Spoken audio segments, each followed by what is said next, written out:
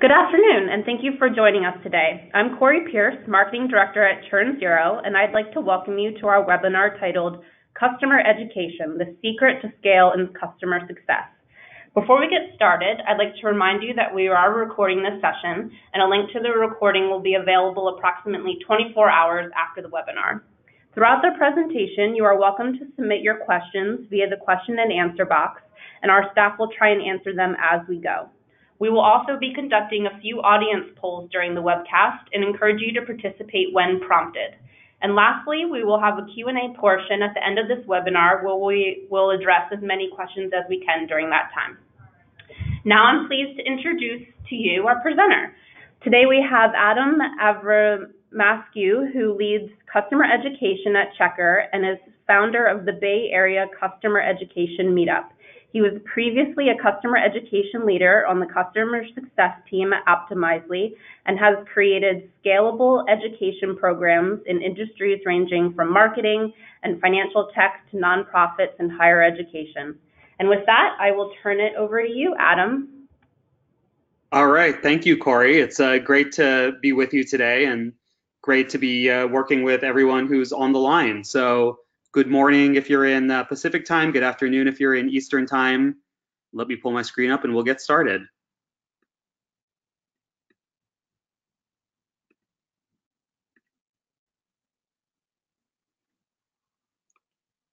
All right.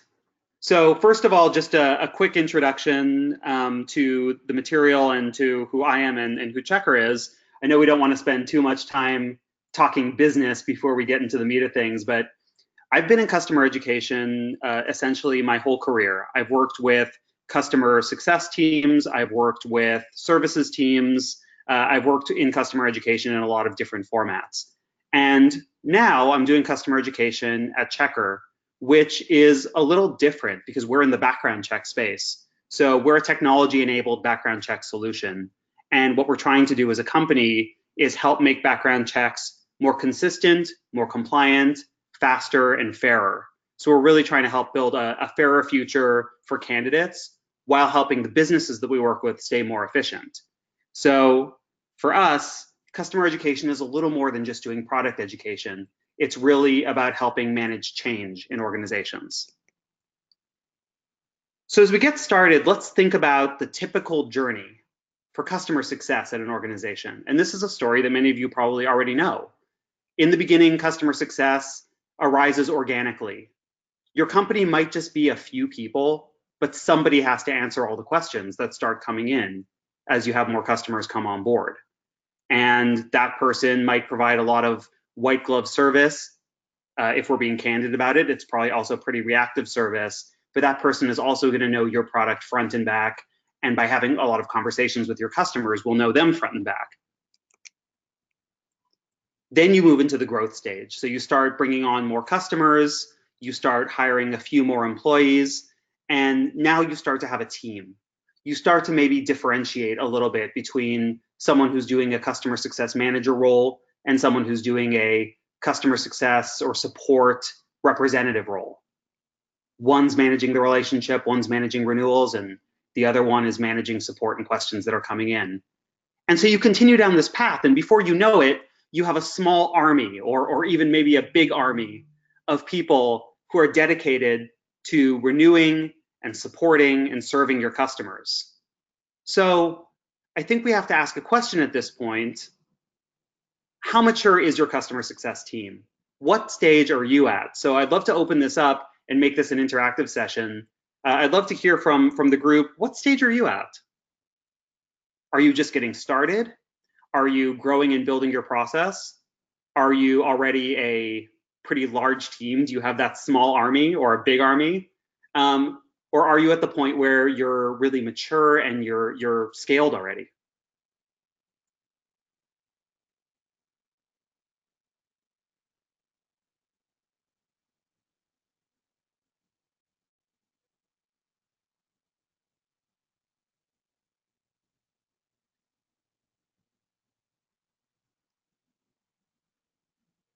All right, I think we have responses coming in. We do.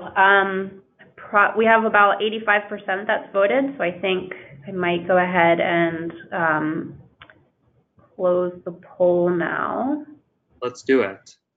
Okay.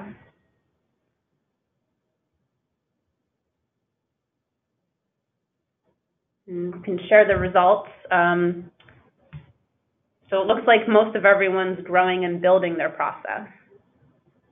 Yeah, and it looks like a significant portion just getting started too. So that's great. That means we can orient this for people who are a little earlier in their journey, who are still growing and building that process. That's great.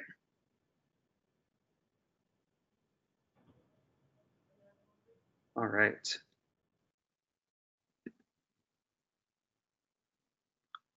I seem to have lost the presentation.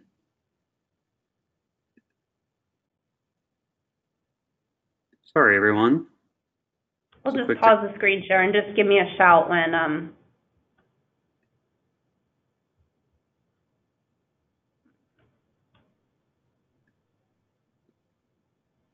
This is the first thing that you learn about training. There's always going to be some technical difficulties, but here they're resolved. We're back, and we can get back into the presentation.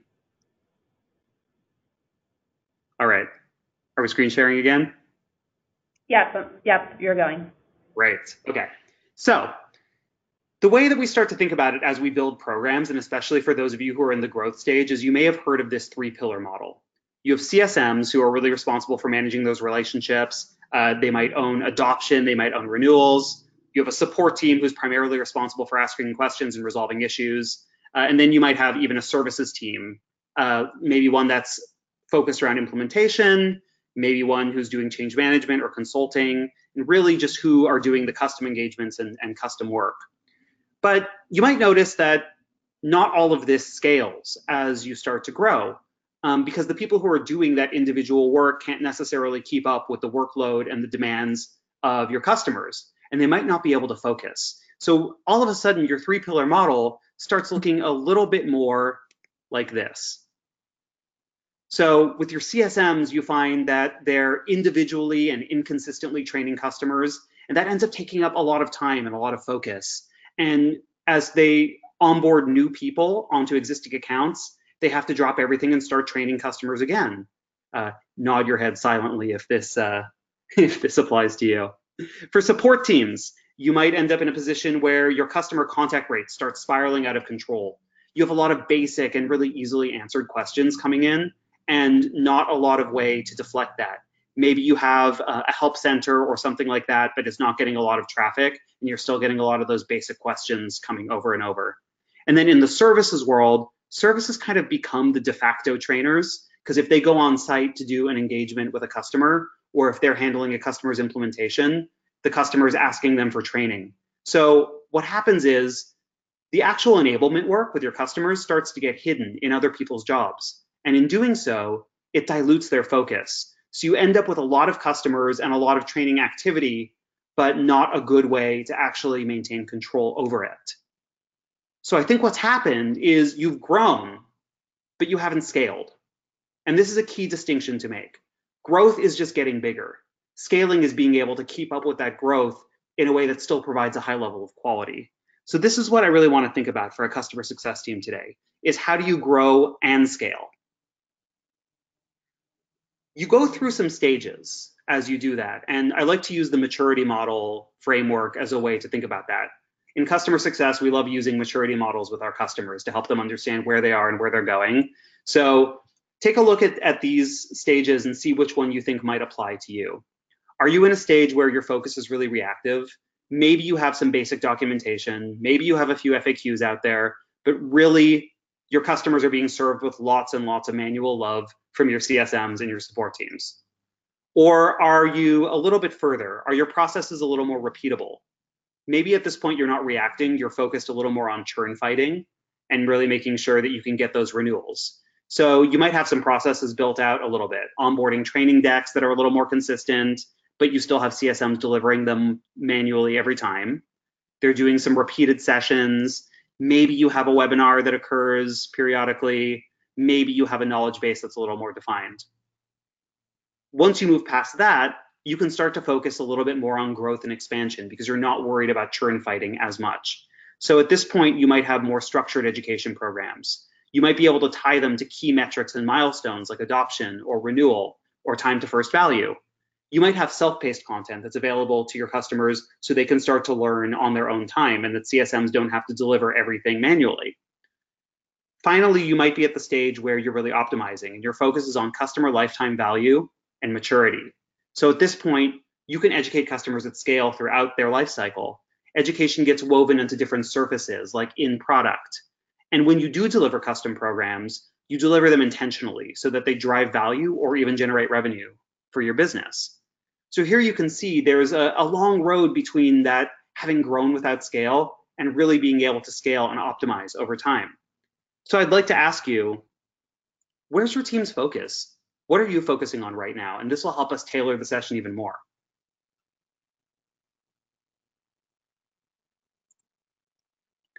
Are you in that ad hoc stage? Are you still reacting to everything? Do you have some repeatable processes, but you're mostly churn fighting? Are you scaling? Are you growing and expanding in a way that you think is going to scale with your customer base? Or do you think you figured out a lot of this already and now you're really just trying to optimize for lifetime value and maturity? These kind of correlate to the question that we talked about earlier about growth, but it's a little bit different because now we're talking about scale and maturity. One thing I'll say is as you're answering this, think about whether you gave a different answer to this one than you gave to the last question. And what does that say about your program? Okay, I'm going to go ahead and close the poll. We got a good amount of responses, and I will share that out. All right, so we see just about the same distribution. Nobody thinks they're optimizing. That's interesting. Maybe we have a humble group here, but that's good to see. A lot of us are churn fighting, and yeah, that makes sense to me. That's the stage that a lot of customer success programs are in. So let's think about how we can take either our ad hoc processes for the 25% of you who are there and start to make them more repeatable. And then for the 50% of you, 51% who are in the repeatable phase, let's figure out how you can start to scale. And then for those 25% of you who are in scaling, we'll share some advanced techniques where customer education might be able to help you a little more.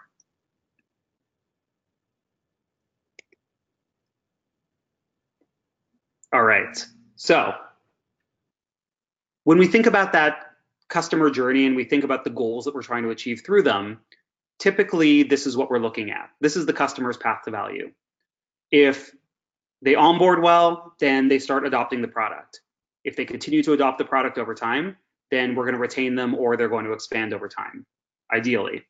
And the more that they can do that, the more that they've achieved LTV, lifetime value. I think we also have to look at the drop-off points here. If we onboard them incorrectly, then they're not going to adopt. If they start adopting, but they don't grow, then they're probably not going to renew. They're probably not going to expand. And if they're not doing that, then they're undergoing this process of slow and painful churn. So one point that I'd really like to get across when we talk about the importance of customer education in all of this is that your customer is never completely secure. They have to be growing, otherwise they're probably churning. So it's important to make sure that they're continually adopting over time and coming to new stages of meaningful use. And I think that's why when we think about a 3-pillar program where people are doing things manually, we need to think about a 4th pillar of customer education. This is borne out in the data too. So this is a study that was done by a company called Preact. They got acquired by Spotify, I found out, but they did a survey in the industry of the reasons why customers were churning over time and why customers were not achieving that lifetime value. The number one reason, as you can see, is actually poor onboarding. It's not the reasons that we like to think about or that we like to blame other people in our organization sometimes. It's not about product underperformance as much as it is about onboarding. It's not about even relationship building, which, yeah, is in our control, but so is onboarding. So we really need to think about how do we get our customers set up and successful from day one. So here's where we start to think about customer education as the scale engine. customer education as a way that you can start to take a lot of the things that you're doing manually and make them more mature over time. So why do customers invest in customer education when they do it? Some of these might look familiar to you if you're in those middle stages of your journey. You might have customers who keep asking you for on-site training or keep asking you for certain types of training, and because you're in that more reactive mode or that repeatable mode, you're delivering it when they ask for it. And that's not a bad thing to do. It's not a bad thing to give a customer what they ask for. It's just not going to scale over time. On your support side, you might start writing articles if customers ask the same questions over and over. And well, someone needs to write all the support articles. So sometimes that's what leads to a company actually investing in customer education. Maybe it's a half-time support rep starts writing articles. On the CSM side, they keep delivering the same training over and over. Maybe one of them should be a trainer. So I see this pretty commonly where the star support rep or the star CSM eventually becomes either an onboarding manager or a customer education person. And then sometimes people love other education products that are out there. So they see Salesforce, who has that cool Trailhead Academy. Maybe we should go get one of those. That would be pretty good for our brand, right? And so these aren't bad reasons to invest in customer education, but I don't think they're very purposeful ones. So one thing we need to think about is how do we get out of reaction mode when we think about customer education, and how do we get more intentional about our strategy? So let's look at one of the gurus of customer success, Lincoln Murphy. He consults under the name 16 Ventures, and you might know him as one of the people who talks a lot about customer success. And what he says about customer education is that we have to educate people constantly, not just on how to use our product, but quite frankly, that they need the product and what they'd even do without a product. So it's incumbent on us to continually educate our customers. And furthermore, we see the results of that if we do it well. So the Technology Services Industry Association, or TSIA, has done an industry study, and they do this on a fairly regular basis. And what they find is that there is a strong correlation between training and adoption. So for customers who are trained, basically 68% of customers are adopting more once they're trained. That's a pretty strong correlation. The same thing is true on the support side. So 87% of customers that are trained are more self-sufficient in terms of not submitting basic support requests and being able to adopt the product without a ton of active assistance. 92%, and this is one that should definitely raise some eyebrows in a good way, is that trained customers renew more. 92% versus, I believe, 80% for untrained customers. So that's a 12% difference in renewals, which, if you translate that into dollars, is not insignificant. So you can see that there's a strong correlation between training and downstream impact. But this is only going to happen if you're actually training customers in a way that's systematic and scalable. The last thing I'll point out is that if you're doing education right, if you think back to the example of Salesforce Trailhead or these other cool branded academies that are out there, education can become a competitive differentiator for your business. It helps you outsell your competition, and it helps you entrench yourself as a thought leader in the space that you're operating in. Now, you might be saying, as you look at these stats, well, that's correlation, that's not causation. How do I know that training makes customers adopt more, or makes them more self-sufficient, or makes them renew more? And my answer is, I don't think it matters. Even if you were to say that it's reverse causation and customers were getting trained because they were going to adopt more, or customers were getting trained because they were going to renew, then that's still something that your successful customers, your healthy customers, are asking for and need in order to be successful, because they need to use your product more. They need to not waste their time filing support tickets. They need to be able to be successful to renew, if you think about that path to value. So let me ask, how do you educate your customers today?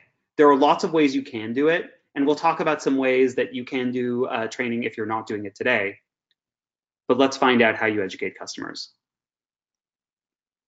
Do you do mostly custom trainings? Do you do it when customers ask you, hey, come on site and do a training with me? Do you have an online help center? Do you do academy? Do you do video? Do you do education through community forums or events? Or do you do webinars? And you can select multiple here. So if you do many of these things at once, you can select all of them.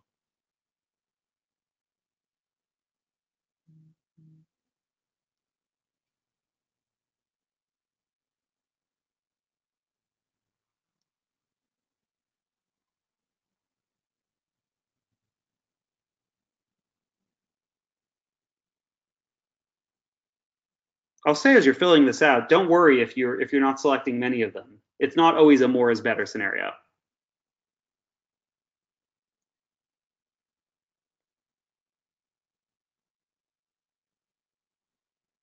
How do our responses look, Corey? Good. I'm going to go ahead and close out the poll and share it. All right, this is great. So a lot of people doing custom training. A lot of people have an online help center. That's great. A lot fewer doing online academy, video, community, and it's about half and half on webinars. And I'll say this is a pretty common distribution from what I see. A lot of people, when they're in the earlier stages of their journey, are doing training when customers ask for it. A lot of the times it's CSMs delivering it, and they have some sort of help center, but you might not know exactly how helpful that help center is. So I think those are good things to start building a program from and start expanding from, so we can talk about some techniques to do that.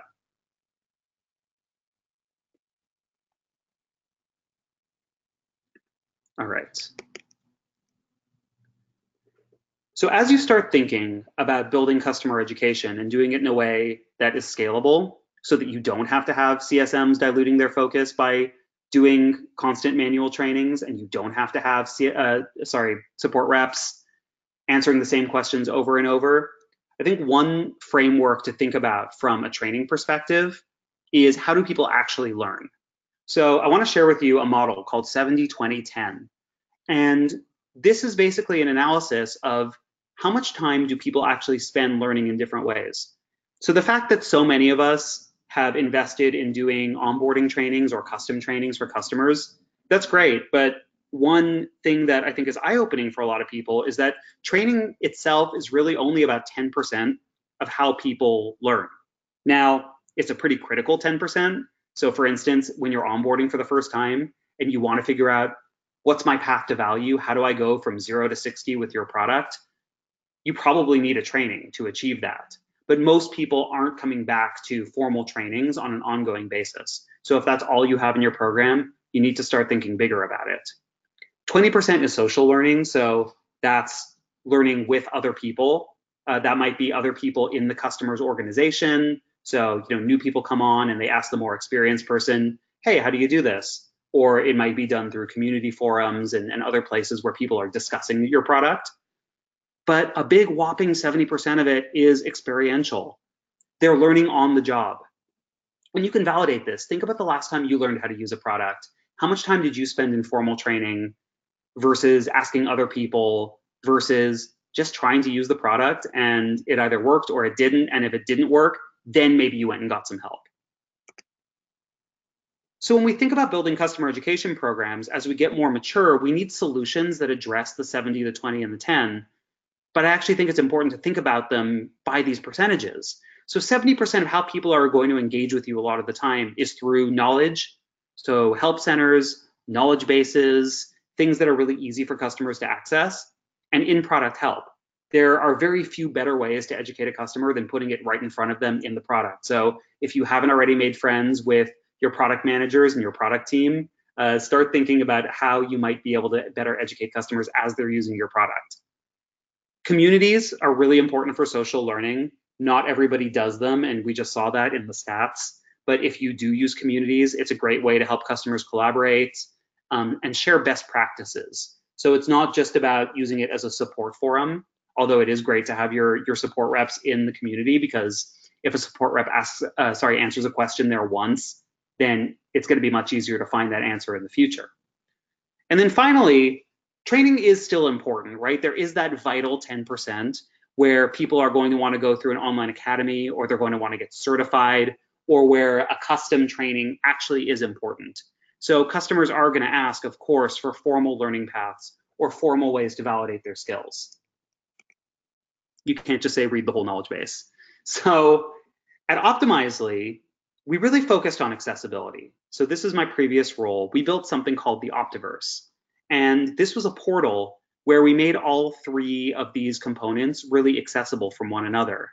And I recommend that, even if you don't build a big portal like this, that you still find a way to make it really accessible to learners so that they understand what are the different ways that I can learn about your product, what are the different ways that I can build my job-related skills. So you can see some of the things that we did here are number one, we placed all the different ways that you could learn, the different surfaces, so to speak, right next to each other. So you could see that there's a community where you could discuss ideas. There's a knowledge base where you could get quick help, and an academy where you could go through these formal learning paths. If you didn't want to click through those, there's a search bar at the top. That was a federated search where if you searched for a specific topic, you'd see results from the community, from the knowledge base, from academy learning paths.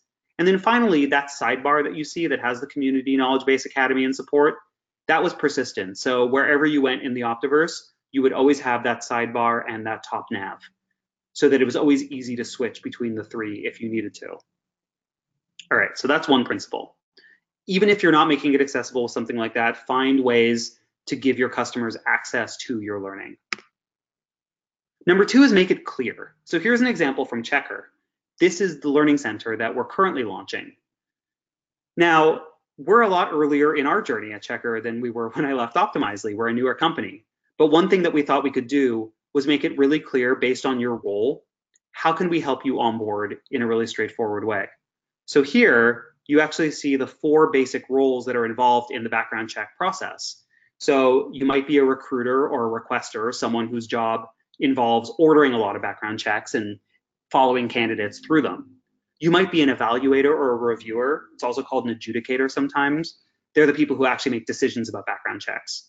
You might be an admin or a program manager who's working with all of Checkr's settings, or you might be a compliance professional, a lawyer who's really thinking about how do I make sure that this program stays as compliant as possible, because background checks are a regulated industry.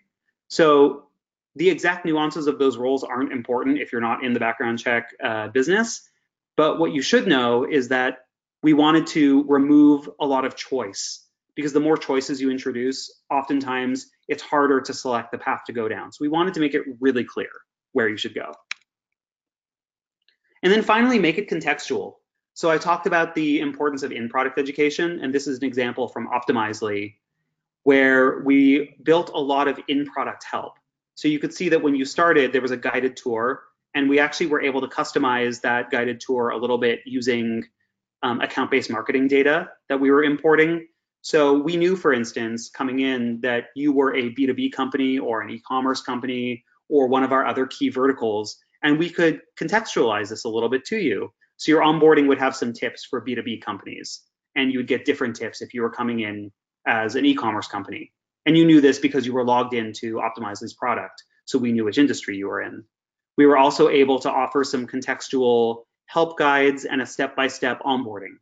Now, this wasn't 100% of what you would learn in the learning paths in the academy because you have less real estate in product, but it was really focused on the essentials. So by doing this, you can see that you start to build a healthier cycle for your customer lifecycle. In onboarding, you're giving them a clearer and more trackable path to value.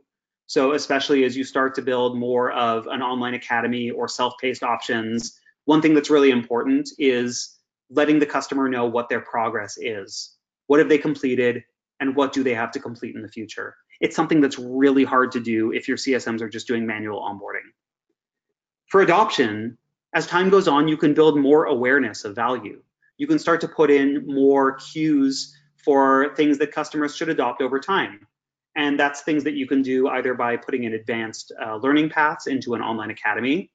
It's something that you could do with email nurture. So after your customer has been on board for a certain number of days, or if your customer is or isn't using a certain feature, you can nurture them with more education on how that feature might bring them value.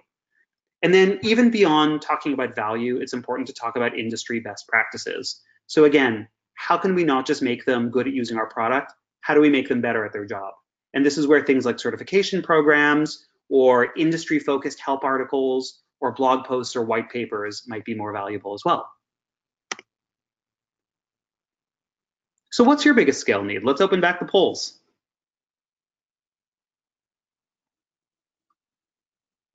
Do you want to free up your people's time, meaning your CSMs or your CSRs, to be more strategic with their customers? Do you want to deflect support tickets? Or do you want to build competitive differentiation? Do you want to really build more of that industry best practices and industry knowledge that helps you differentiate your brand as the top educator in your industry? You only get to choose one here, so you might want to do all of them, but it's important to focus.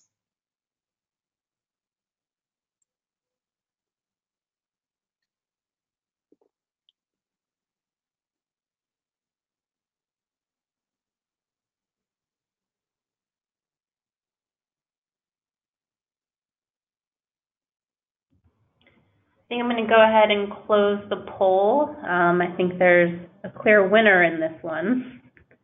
What is it? I can't wait to find out. Oh, freeing up people's time to be more strategic. Great.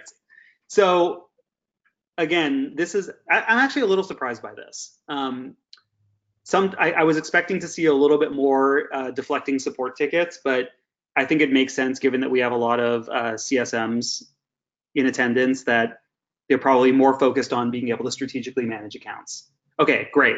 So I think one of the most important things to think about in terms of being more strategic is making sure that you're not spending as much time just doing this product-focused onboarding. So let's start thinking about how you can free yourself up to be more strategic. So that's engine number one. How do you scale your people? And those people might be you if you're still a small team. So we've talked a lot about the why and the what. Let's start moving into the how. And I encourage you throughout to pop some questions and comments into the questions box, because we can start to answer them and get more specific at this point. So the most important thing to look at in terms of scaling your people is, what are the education tasks that CSMs are performing over and over? I bet you that you have an onboarding training that you're doing over and over. Is it consistent? A lot of CSMs in early stage companies make up the training every single time. They might have a deck that they work from, but it might be different from the CSM sitting next to them. So think about whether those trainings are the same, whether they're consistent, whether they're repeatable, and how much they need to be customized. Even if you don't have a consistent training deck today, producing a consistent training deck that everyone can use and modify is going to start to take you a long way towards scale. So that's an onboarding template deck. When you start to get a little more scaled, you can do more webinars, which I think fewer of our people in attendance are doing today. And you can start to do on-demand training or online academies, which even fewer people are doing. So I think it's not enough to just stop at having onboarding template decks and continuing to take up CSM's time. You really want to make sure that your CSMs are able to take good control to tailor the onboarding process. So one thing that I've found works pretty well with customers is the CSM can offer at the beginning and say, hey, as we go through onboarding, I'm happy to train you on anything that you need training on, but we have either this webinar program where we do weekly webinars, or an on-demand academy where you can get trained up on all of your needs. And what that's going to do is it's going to make our time together more valuable. So we'll have this onboarding session where we can talk about what you need on day one. Then I'm going to ask your team to go through our academy, and we're going to check back at the end, and you can start to ask more specific and tailored questions. Because really, that's not just about saving the CSM's time, that's about valuing the customer's time too. Customers don't want to be coming on to continuous training webinars, especially if they're not ready to learn that material. So having material be more self-paced and spaced out over time can be really helpful. You don't necessarily need fancy systems to accomplish this, although it does help to have a learning management system. And then finally, when you're ready to optimize, that's where you can start to pull in more in-product education or email automation to start to make the touch points even more automated, right? So if you're doing in-product education, you know when a new user is coming on, and you can start to tailor the onboarding to them, sort of like you saw with the Optimize example. Or you can start to use those email triggers to say when a customer's reached a certain day in their onboarding, or based on whether they're using a feature or not using it. I think one key thing to think about in terms of scaling your people and building these sorts of effective onboarding is how are you going to measure it? And so you see Skeptical Fry here on the left. I'm not sure if I trained them or if I just brain dumped on them.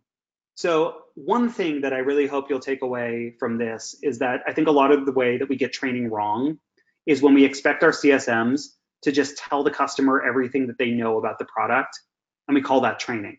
Because inevitably what happens is we're 90 days away from that training and the customer then isn't adopting, or they aren't using advanced features, or they aren't doing what we expected them to do. They basically aren't getting outcomes. And we're going, huh, that's interesting. I don't understand why. I trained them. So how do we combat that but I trained them effect? Well, we have to think about it from the customer's perspective. They don't care about using your product. They care about the outcomes that they're getting. So I think it's important to set up some measurement, and not everyone can use all 4 of these levels. But I recommend that you start figuring out how you can measure training on these levels. This is also, this framework is known as the Kirkpatrick model. But level 1 asks, did they engage? Did they show up to training? Did they like it? So you could send a little survey afterwards asking, what was your opinion of this training? Did you find it engaging? Did you think the content was right?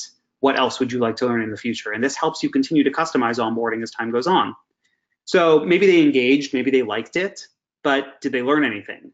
That's a different question, right? So how can you assess that? Maybe you have a pre or a post test. Maybe you have a certification quiz or something at the end of a learning path. It doesn't need to be a super formal, rigorous certification for a lot of companies. Some do, some have really high stakes certification programs, but I would argue that when you're a new company and you're at a lower stage of maturity, don't worry about making certification super rigorous. Just try to answer the question, did they learn? Okay, so they learned, but did they actually do? It's important to make sure that you are measuring adoption metrics, and ideally, if you can segment this by trained versus untrained customers, even if you're kind of tracking this in a spreadsheet to begin with, try to figure out whether your trained customers are actually doing what we expect them to do.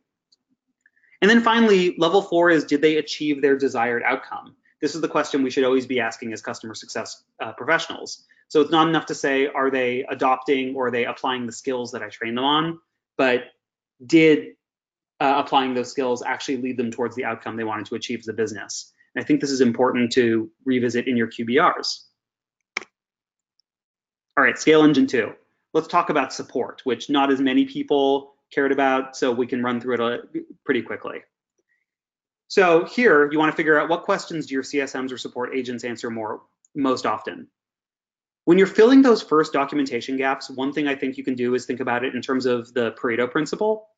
There's 80% of questions that are going to solve 20% of problems, and vice versa. So I think the key is to figure out what are the 20% of questions that are going to solve 80% of problems. Those are the ones to document first. Those are the ones to make sure that are living in your online knowledge base and that your agents are directing customers to them. Put those questions in your onboarding. Make sure that if you're open to this, that those questions are easily available from organic search or from within the product. Try to put them where customers are actually looking for them. This is how you improve discoverability and value over time, and I'll show you a quick framework to do that. Then finally, as you're optimizing, you can start to put more support in product, and you can even use things like AI-based deflection tools are starting to become more popular now, where, for instance, they'll use AI to predict what question your customer is trying to answer, and they'll serve them an answer based on that so that they don't have to call in support if they don't want to. So here's a pretty simple framework when you're measuring your content, and you can do this for training content, you can do this for support content, but I think it's important to look at the discoverability and the value of any content that you're putting out there. So if something is both discoverable, meaning you're getting a lot of page views to it, and valuable, meaning it's getting upvoted a lot, and most knowledge bases will give you information on both of these. That's the stuff that should be going into your video content, should be going into your academy, your in-product education, so on and so forth, because you know the customers are looking for it, and when they find it, they think it's valuable. What's maybe more interesting is when there's a disconnect. If you have something that is really valuable, it's getting upvoted a lot, but customers don't find it that often, you probably need to make it more discoverable. So if you're using organic search as a strategy, and you, for instance, you're using a help center that is ungated and people can find it from Google, add more search terms that will help people find it. You can also surface this stuff in your product navigation. You can put it above the fold, for instance. So in the Optiverse example I showed you earlier, you had community, knowledge, and academy right there at the top. That's known as above the fold on the page. It's really prominent. You can also add in-product links to make things more discoverable. So it's really about putting content where your customers are looking for it. Okay, what if the disconnect works the other way? What if something's really discoverable, but it's getting downvoted a lot? This is probably more common, to be honest.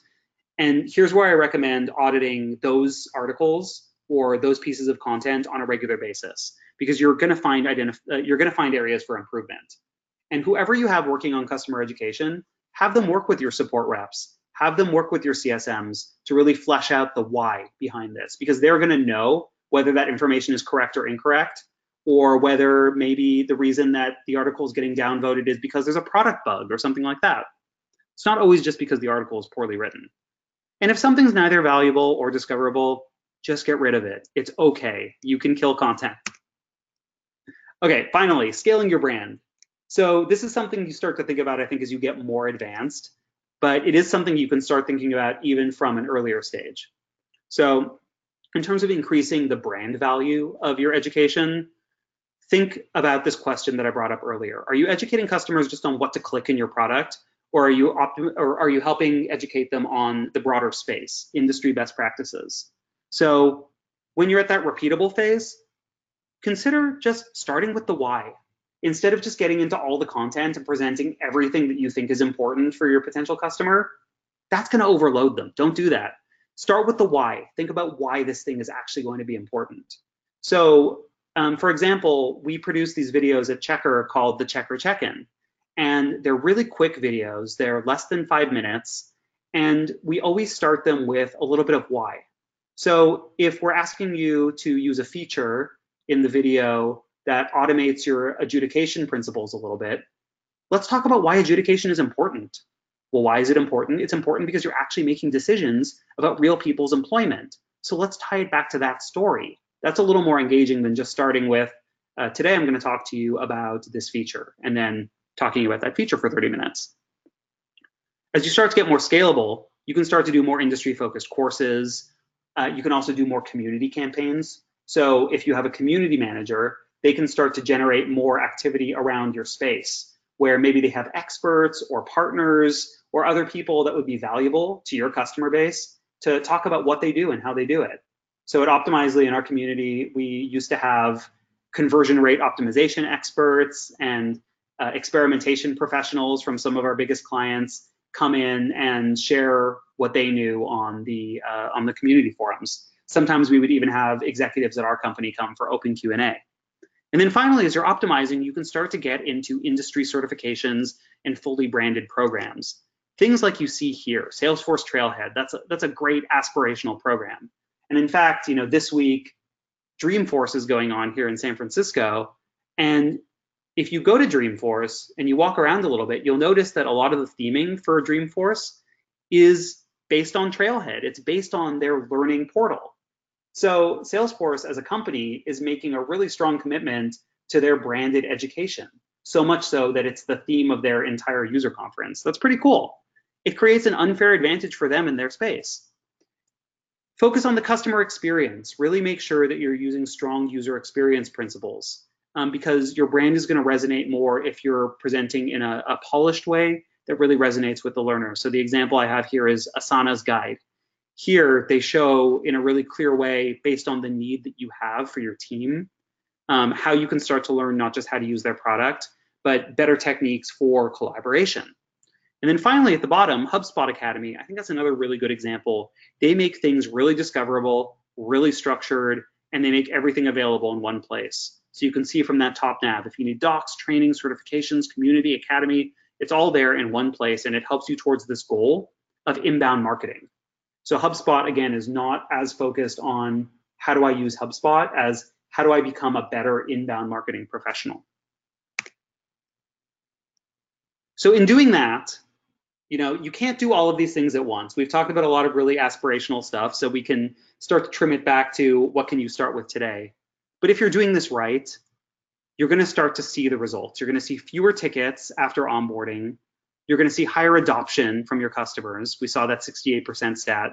And there's also a pretty good validated correlation between training and net promoter score, if that's something that your organization values. So customers who are educated are more knowledgeable and more loyal.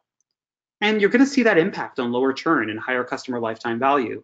So if your board is asking those really important questions about what is your customer acquisition cost to lifetime value ratio, you really want to make sure that if you've put in all the work to bring customers in and bring them on board, that you're getting that lifetime value from them. And the way to do that is continually educate them, not just about how to use your product, but about your space.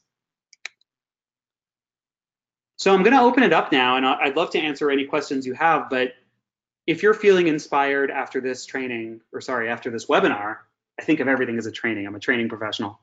What's one thing that you'll do to invest in education? And again, it doesn't need to be a huge aspirational, like, I'm going to go build Salesforce Trailhead tomorrow. You're probably not going to build Salesforce Trailhead tomorrow, but what's one thing that you can do to start making your education more scalable so that you can focus more strategically on the work that you're doing with your customers and stop just fighting churn? Let us know in the questions or in the chat, and then we'll also start answering questions that you have. Great, thanks so much for that presentation, Adam. At this time, as Adam said, I'd like to invite you to please go ahead and submit your questions via the question and answer box on the console. And let's see, we have had some questions come in, which is great. And great. Our first question is, we are giving our community forum a facelift. There hasn't been much activity in months. Any tips or tricks to drive users to partake? So one question that I would ask you is, do you have a person who owns community? One thing that I see really commonly is that people like to build community forums because they think it's going to do all these things, but then they don't actually invest in having a community manager who drives ongoing community programs. I think that's part of giving your community a facelift, is making sure that you have someone who owns a content calendar effectively. So to run an effective community, it's not, the way I think about it is, it's not if you build it, they will come. It's constant work. And so some things that you can do to increase that engagement are, number one, making sure that you don't have unanswered questions sitting in the community. So one thing that I find is helpful to do is to have an SLA for responding to questions that are in the community, and making sure that you're doing a very regular audit, like a daily audit of unanswered threads. And who should be answering them? Well, the community manager can answer them. The support reps at your organization can answer them. Or maybe you have people who you've designated as MVPs who are also, in exchange for some sort of prestige, or, some people like to invite the MVPs to their conferences for free. There's a lot of things you can give your MVPs, but have them actively involved in answering questions as well. So do that, and then your community manager should also be responsible for generating activity through Q&As, through contests, through constant discussions that get people thinking and get people active. And it doesn't need to be super meaty every single time. You could have like Meet and Greet Monday, where new members of the community introduce themselves too. So I think the key is just keep generating activity, and then make sure that that activity is valuable to customers.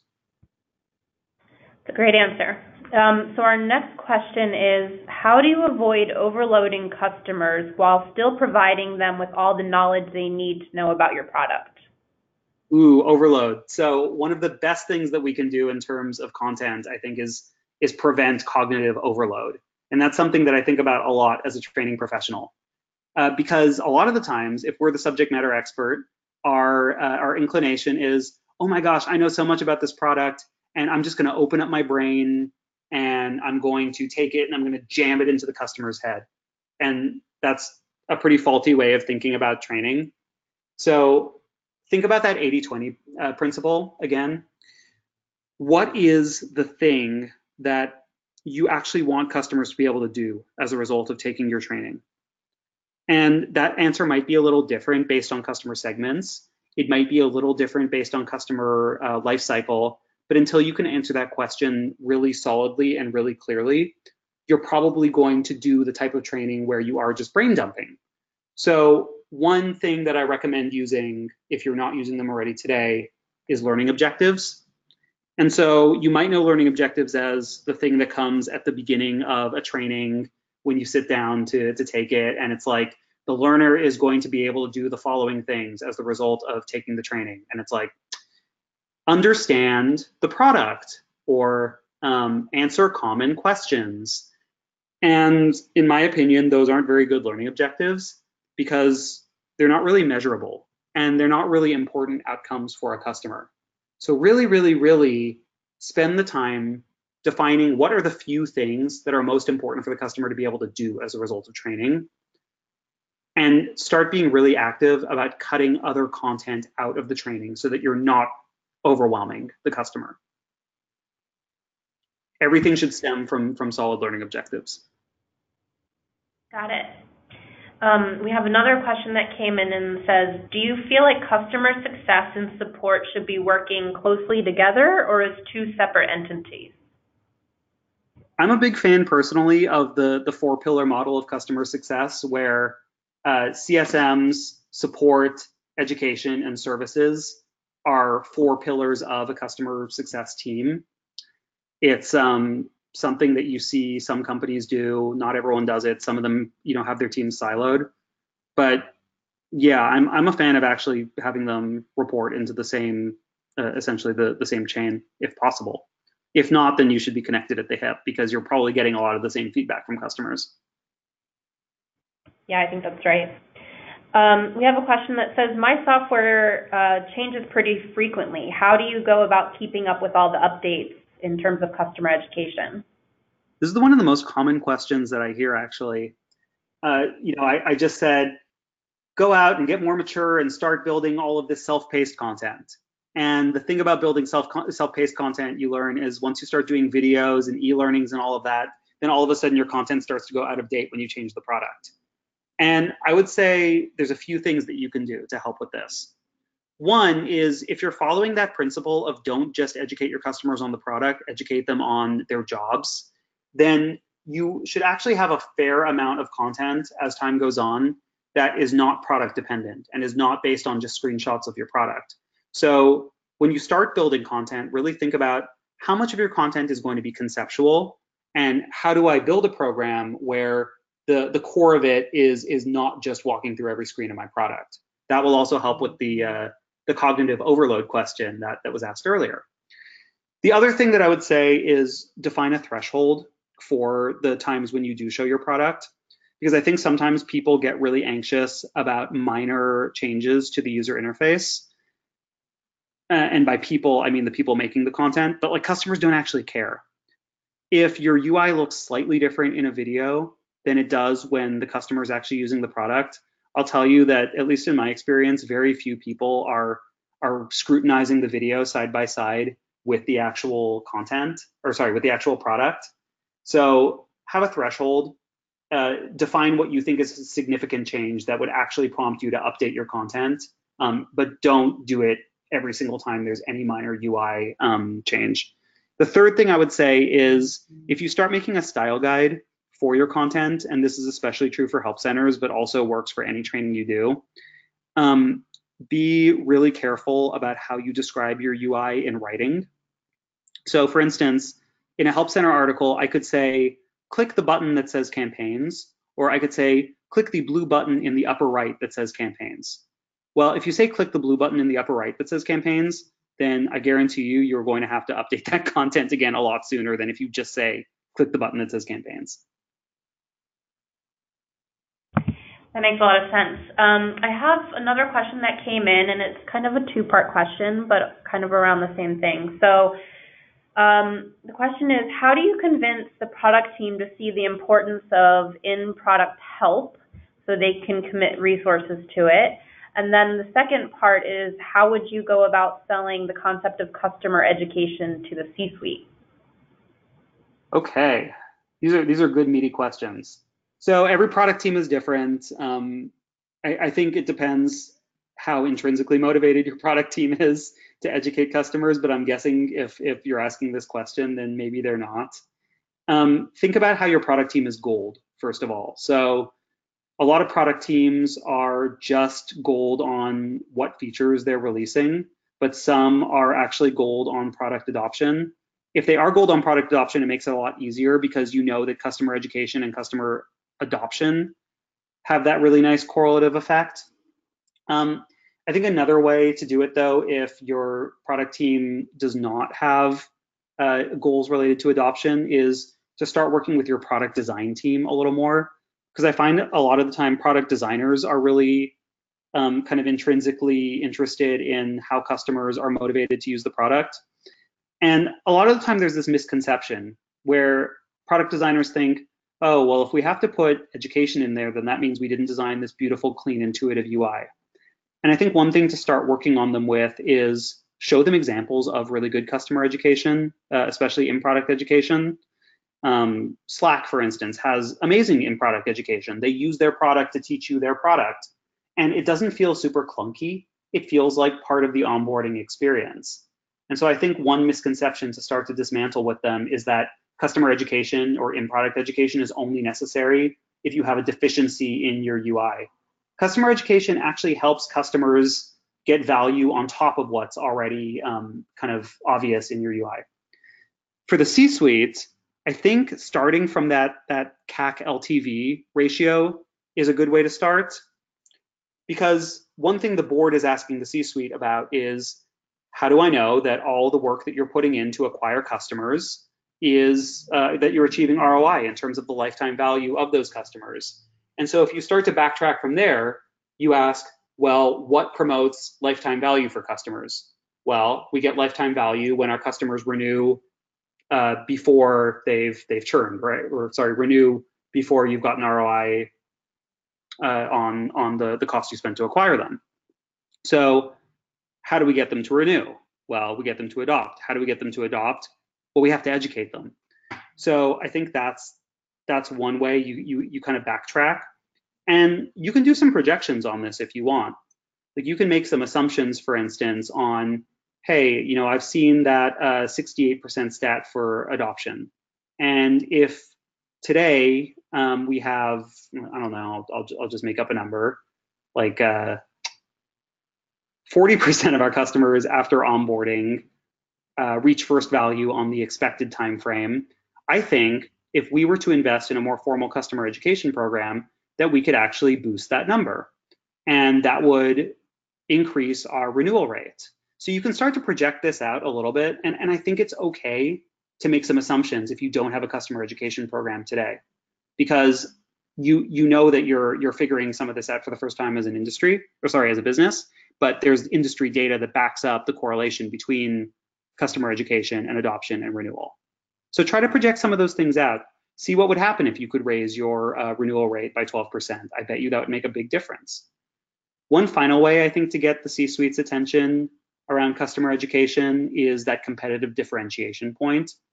If you are in a crowded space, being able to educate your customers and your prospects even in a way that differentiates your brand may very well be the key to running your customer education program over time.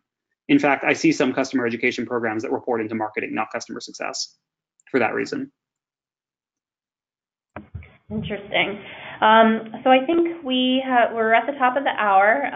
So thank you so much, Adam, for this great presentation. We've gotten tons of questions and everything from the audience. At this time, I'd like to remind you that we will be sending out a recording of this webinar tomorrow. So look out for that in your email. And at the end of this survey, you'll see, the end of this webinar, you'll see a survey pop up, and we'd appreciate it if you could take a moment before logging off to complete that to provide some feedback. And thanks again for joining us, everyone, and have a great rest of your day. Thanks, everyone.